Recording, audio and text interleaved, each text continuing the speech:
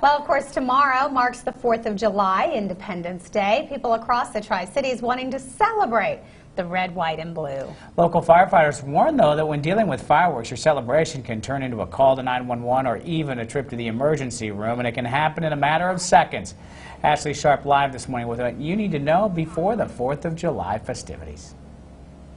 Well, Amy, Casey, good morning. Every year, fireworks injure thousands and also cause thousands of fires. And as we head into the July 4th holiday tomorrow, the Kingsport Fire Department is giving some tips on how to stay safe and smart this holiday season. I'm joined live by Barry Brickey with the department. And Barry, we've talked about it this morning. Your preference would be for people to leave it to the professionals. But if people are going to legally partake in shooting off fireworks this year, what would be some of your best word of advice for them as to how to prevent injury and fires?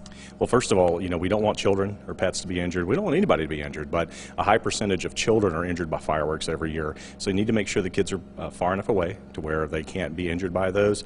Even if you're using sparklers or something like that, those burn really hot, about 1,200 degrees. That's something you really wouldn't want a child holding. They could catch themselves on fire or catch their clothing on fire or even just burn themselves. But it's really thinking about safety overall. And if you are going to be shooting those off, make sure you have something to put about with, a water hose or even a bucket of water or something like that.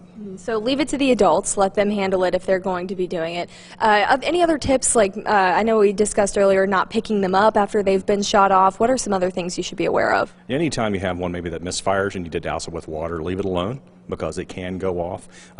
Even firecrackers and some of those can, you can lose a finger, you can lose your eyesight just quickly. And most people don't think about that because, well, I just bought these. These are safe, but they're not really.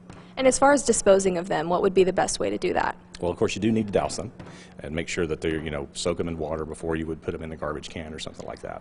And please put them in the garbage can, right? Let's not leave them littered all around the floor for everyone to see.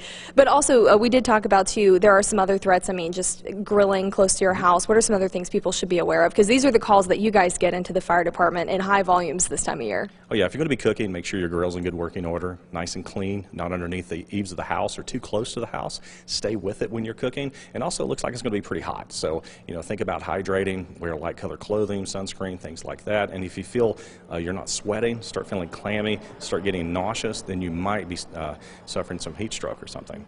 All right, Barry, thank you so much. And we do want to remind you to make sure that you check your local city and county laws to make sure that it is legal where you are to shoot off those fireworks before you do so. And we hope everybody has a safe and smart 4th of July holiday tomorrow. Amy, Casey will send things back to you in the studio, live from Kingsport.